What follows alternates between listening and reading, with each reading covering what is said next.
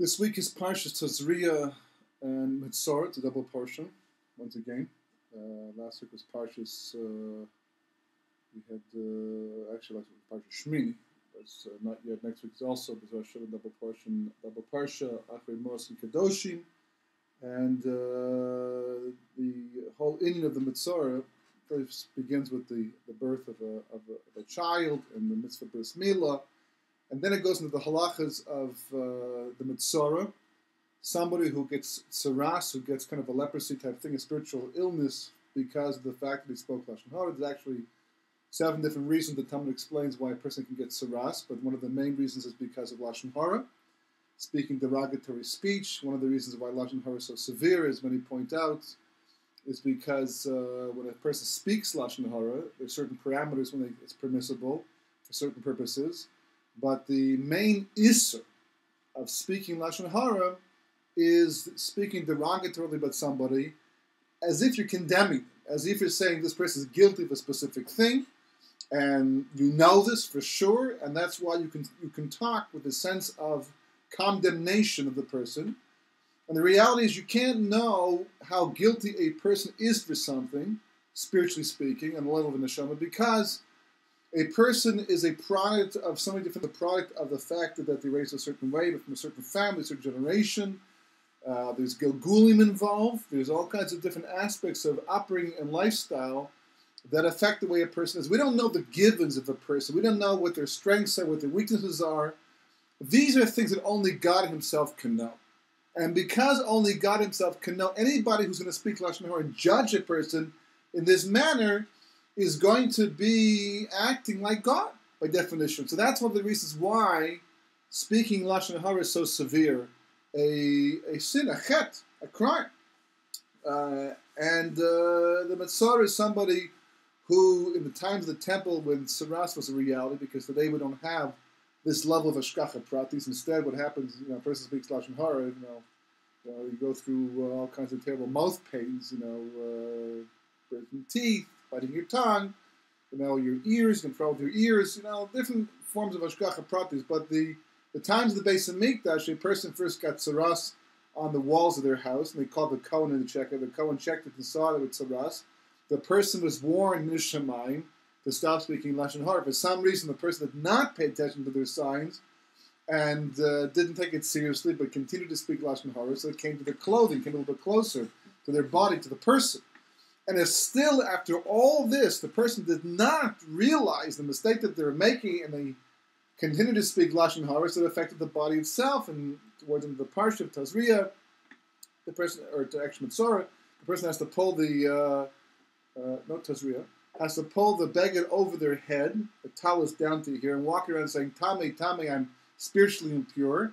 And as much as Hashem try to keep it personal to the person, so they would do tshuva, before having to embarrass themselves and humiliate themselves in front of other people, if a person's not going to pay attention to what's happening in their life and go that distance, so then they have no choice. Shemaim has no choice but to put the person in a position where they can't ignore the reality of what they've done and the impact it's having. So, because this week's parsha really is about signs, min Shemayim, and how to respond to them, so it's worthwhile to look at a very connected, related topic, one of tefillah, of praying itself, because we tend to pray for things that we need or to help us out of difficult situations. And in fact, what's really going on, the whole point of what happens to us in life, is all min Shemayim, it's all hashgacha pratis, it's all divine providence, specifically meant to wake us up and to open us up to the reality of what has to be changed. So, he says the following thing, the Leshem says, V'zehu gam ken inyan kol ha'tfilos kulam. This is really the whole issue of tefillah itself, of prayer itself.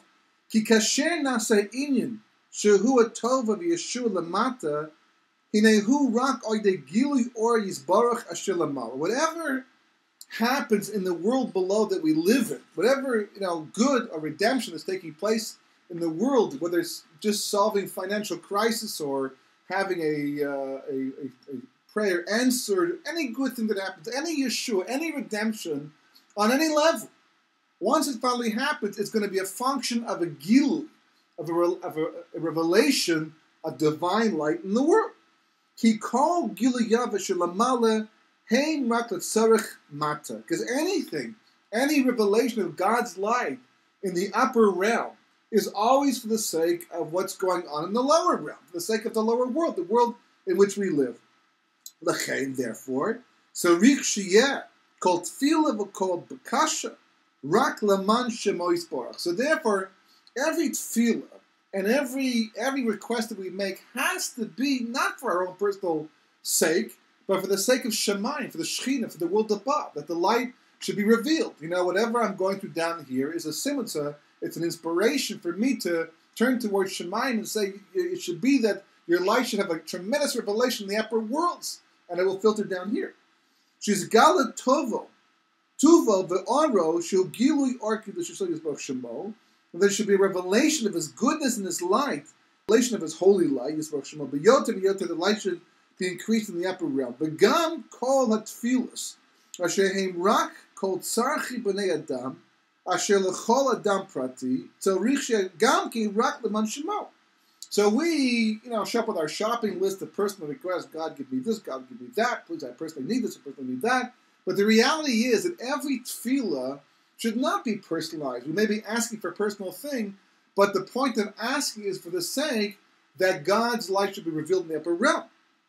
As it says in Bruchos, the Gemara in Bruchos says in Samach Gimel Amud Aleph, Kol HaMishtatev Shem Shemayim B'tzaro Koflin Lo Parnaso. The Gemara says anybody who joins together the divine name with their suffering, they double his parnasa. They give him double the portion of his livelihood. For whom and why? First of all, what does it mean to join God's name with your suffering? To make a shituk between the Shem Shemayim, which you're going through, and why would they double the reward of doing so?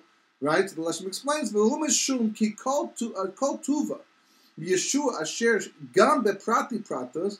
Every redemption and every success on the most personal level, hinehu rak oidei gilui oris b'shemo shelamal, as we said before, is always going to be a function of the revelation of God's divine light in the upper realm, right?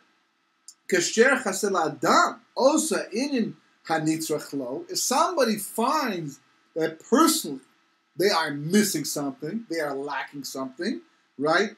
Hu al yedei shnistam ora hashoysh mekor hashefer shel l'malam.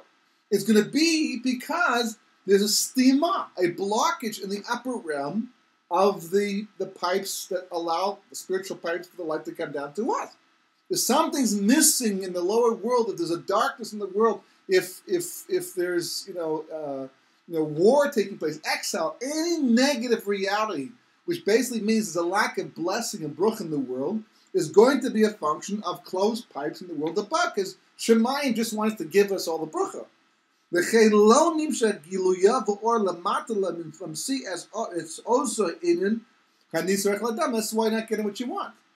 why the brucha that seems to be necessary is not coming to you, because just like the water pipe, you turn the tap on, the water doesn't come out. The first thing to assume is a stima. Call the plumber, right? So we dive in to change and rectify the situation. We're in fact acting like spiritual plumbers to clear the pipes so that the light can flow down.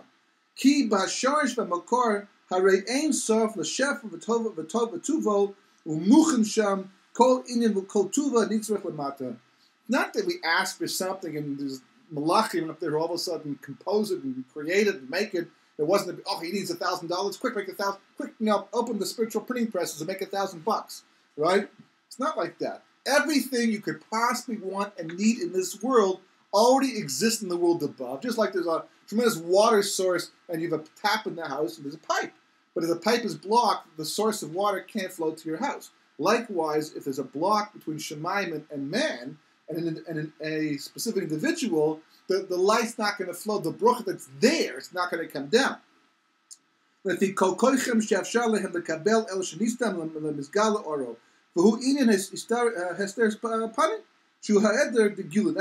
Hester Panim means. It's the idea of God hiding His face in exile when we can't see the hand of God operating in everyday life. It's a lack of revelation. Hester Panim just means the lack of revelation. Shemot b'kavod, mechosov, v'hanagaso, yisrael shemot b'ma, Shenista manisach ve'enim is gala enim is pashut also or